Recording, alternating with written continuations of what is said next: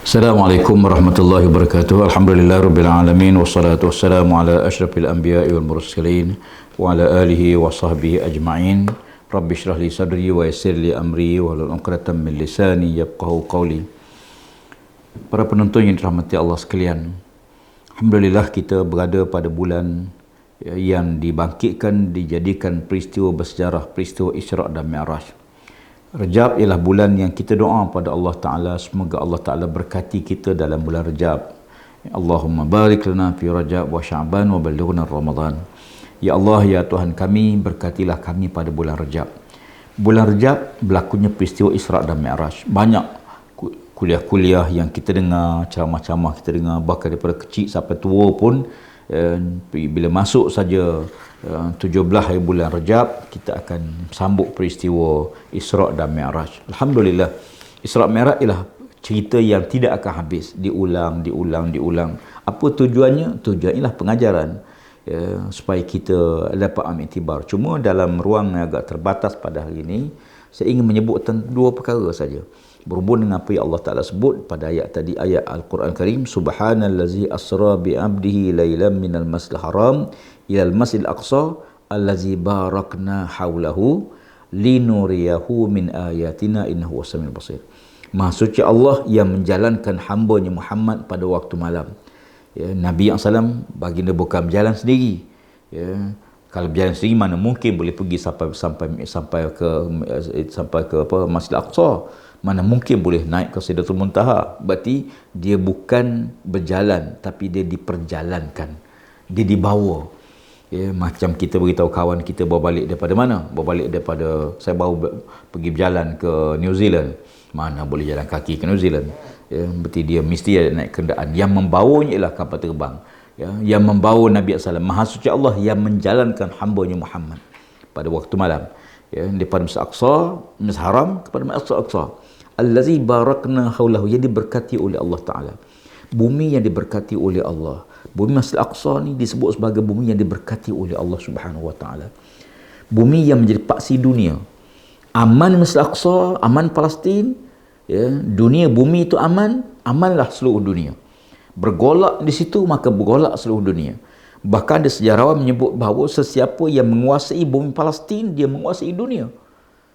Pernah sejarah Islam menguasai Palestin, Islam menguasai dunia. Pernah sejarah bagaimana Yahudi, hari ini Yahudi menguasai Palestin, tuan tengok bagaimana Yahudi menguasai teknologinya, perbankannya, ekonominya, walaupun nama jenama lain, tapi kita semua tahu, dunia semua tahu. Demikian juga pernah Kristian menguasai Palestin, maka demikian juga Kristian menguasai dunia. Hari ini seolah-olah bumi Palestin tu betul-betul disebut allazi barakna haulahu, yang diberkati oleh Allah sekelilingnya. Lahir generasi hari ini, anak-anak muda, orang tua-tua yang sedang berada di bumi Palestin tu, dia lahir tengah perang tu. Bukan lahir tengah aman, damai, tak. Dia lahir generasi, lahir tengah perang, dibesarkan dalam suasana peperangan, hidup berkeluarga dalam suasana peperangan, dalam suasana penuh tekanan. Tapi kita tengok bagaimana mereka boleh terus berada di situ, lawan walaupun tak ada senjata, hanya senjata dengan batu, anak batu saja, tapi semangatnya, jiwanya, azamnya, mujahadahnya jauh berbeza dengan kita semua. Jadi oleh kerana itu, ini asas kepada peristiwa tersebut. Kenapa Allah Ta'ala bawa Nabi SAW daripada Masjid Haram ke Masjid Aqsa? Bumi yang diberkati, allazi barakna haulahu. Yang kedua ialah linuriyahu, bagi Allah Ta'ala menunjukkan, linuriyahu min ayatina, bagi Allah Ta'ala tunjukkan bukti-bukti kekuasaan Allah, bukti-bukti keagungan Allah Subhanahu Wa Ta'ala, bukti-bukti hebatnya, kekuasaan yang diada oleh Allah. Sebab tu peristiwa Isra' Mi'raj itu dilihat dalam konteks bagaimana Allah nak tunjukkan kuasa dia. Sebenarnya tuan-tuan sekalian, para penonton sekalian, semua yang kita alami ni ialah gambaran kekuasaan Allah. Padi kita, wa fi anfusikum afala tubsirun, padi kamu, apakah kamu tak tengok kejadian jari kita ni? Waktu kecil jari kita pendek, kecil, kemudian dia panjang. Pada jari kita ni, dia terhenti dah panjang dia, tapi kuku terus panjang. Tu terbayangkan kalau bagaimana kalau kuku panjang, jari panjang. Orang umur 80 tahun banyak panjang mana jari dia. Orang yang umur 90 tahun macam mana bulu kening dia. Kalau bulu kening macam rambut sentiasa panjang, bayangkan orang 100 tahun panjang mana bulu kening dia. Contohlah. Tapi itu bermakna sebenarnya kita duduk dalam lingkungan yang semua menggambarkan kehebatan kekuasaan Allah Subhanahu Wa Taala. Namun peristiwa Isra' dan Mi'raj disebut oleh Allah Subhanahu Wa Taala, Allah nak tunjuk bagaimana kuasa dia.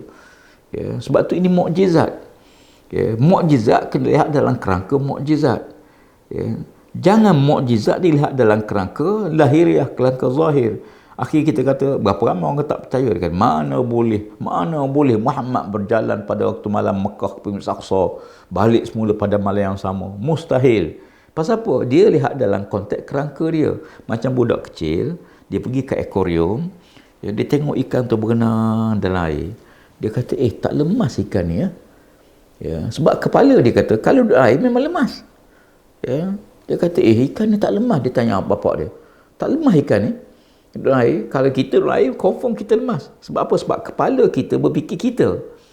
Ikan pun sama, ikan tengok orang tu, tak ada air, tak mati pakcik tu Jadi kita tengok dalam kerangka kita. Sebab tu Isra' Mi'raj Allah Ta'ala bawa Nabi dalam tiga dimensi ni. Dimensi dunia, dimensi peristiwa Isra', dan yang hebat lagi waktu Mi'raj tu lagi hebat. Linuriyahu min ayatina, bagi Allah Ta'ala menunjukkan bukti kekuasaan dia. Boleh buat. Iza arada syai'an yaqulu kun fayakun. Bahkan sebenarnya Isra' Mi'raj tu ialah satu peristiwa, bukan hanya perjalanan. Sebab tu kalau kita tengok dalam sirah, bila Nabi cerita, orang macam Abu Bakar tak ada isu. Abu Bakar cerita saja, aku percaya, beriman. Bahkan kata Abu Bakar, kalau Muhammad beritahu dia pergi jauh lagi pun aku percaya. Ini keimanan, ini keyakinan. Sebahagian lagi para sahabat yang juga baru-baru masuk Islam bagainya, bila tanya, no comments-nya. Nak kata betul, tak logik. Nak kata bohong, Nabi Muhammad tak pernah bohong. Dan apa faedah Nabi bohong? Apa faedah bohong? Kalau bohong di Madinah waktu Islam kuat, lain. Ini waktu Islam nak naik, waktu tekanan tengah kuat. Apa faedah Nabi SAW kalau bohong sebagaimana dituduh? Jadi oleh kerana itu mereka yang golongan ini ialah mereka yang percaya, tetapi tahap iman tu kan berbeza-beza. Tapi golongan-golongan yang engkar, dia rasa ini peluang. Musuh-musuh Islam, musuh-musuh Nabi Muhammad, musuh-musuh para sahabat, dilihat ini peluang. Inilah peluang yang terbaik supaya orang tak percaya Muhammad. Supaya orang tolak Nabi Muhammad, orang tak beriman dengan Muhammad. Bahkan inilah peluang dia, orang yang dah beriman pun diharap murtad semula, keluar semula pada Islam. Tuan-tuan sekalian, tuan-tuan nampak bagaimana hebatnya peristiwa ni. Kalau Allah Ta'ala takdirkan Isra' Mi'raj berlaku di Madinah, mungkin tak ada isu pasal apa, iman sahabat-sahabat dah kental, dah kuat. Tapi berlaku di Mekah. Di Mekah pula di waktu mana Amr Khuzni, Khadijah baru wafat. Abu Talib pun meninggal dunia. Anak Nabi Ibrahim, anak baginda pun wafat.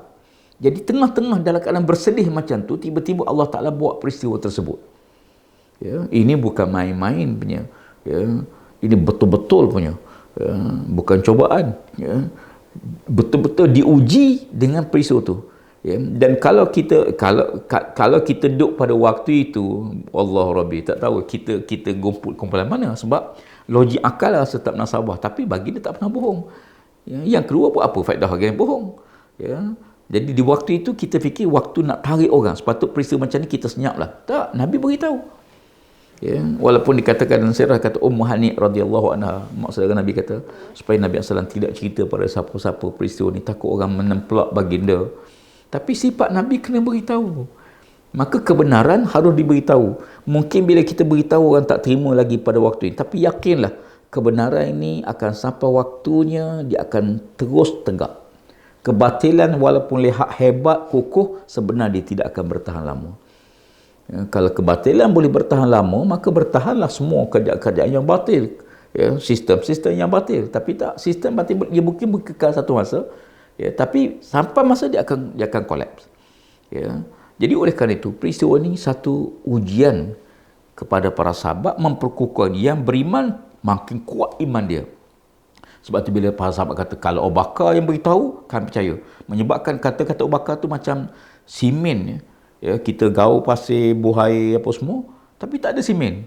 Bila simen mari saja, gaul sekali, dia makin kuat, makin kukuh. Jadi begitu. Jadi oleh kerana itu kadang-kadang kita ni lemah, tapi kita dikuatkan oleh sahabat kita. Sahabat kita datang memperkukuhkan pandangan kita. Kadang-kadang kita lemah, orang mari nasihatkan kita, kita dengar kuliah, kita baca Quran. Ada benda lain. Contohlah, saya seringkali pakai kopiah, bukan saya warak sangat pun. Ya. Pasal apa? Kurang-kurang kalau kita, saya lah, kurang-kurangnya saya boleh minta tolong dengan kopiah tolong jaga aku sikit. Aku ni tak bukan kuat sangat iman pun. Ya, kopiah tolong jaga, pakaian kita tolong jaga.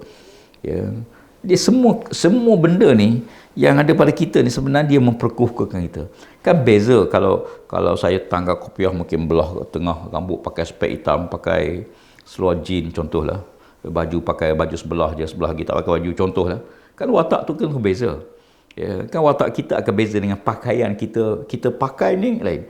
Contohlah orang naik motor Honda Cup, motor beza naik motor besar. Kan beza kan, bila nak motor besar, yang sombong tu bergaduh pada motor, tuan motor tu.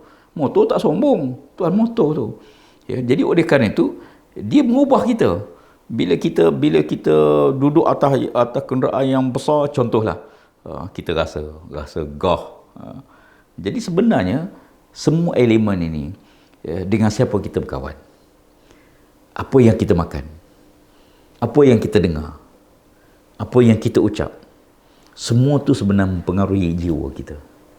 Ya, sebab itu kadang-kadang seorang yang lemah, kawan dia membantu memperkukuhkan dia. Ya, sama juga kita. Pagi-pagi kita baca Quran.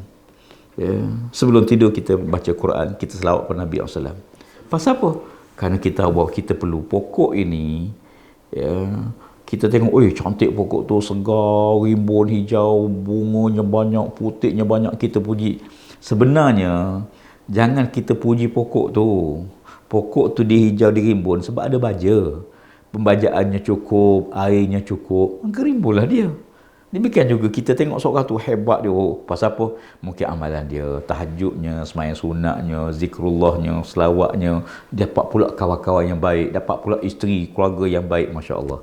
Jadi semua tu elemen yang saling bantu kita semua. InsyaAllah mudah-mudahan apa yang kita boleh bincangkan ini akan menjadi panduan dalam hidup kita. Kerana perjalanan kita masih jauh. Ya, mudah-mudahan apa yang kita buat hari ini, kita perkasakan, kita perkukuhkan keyakinan kita. Kalau Isra' Mi'raj sebagai jaminan, sebagai elemen pengukuhan, mari kita kaji, teliti satu persatu. Mudah-mudahan iman kita semakin kukuh, akidah kita semakin kuat, tanggungjawab kita laksanakan dengan sebaik mungkin. Semoga menjadi bekalan kita di akhirat. Sekian. Assalamualaikum warahmatullahi wabarakatuh. Hingga jumpa semula dalam siri-siri akan datang. Wallahu a'lam.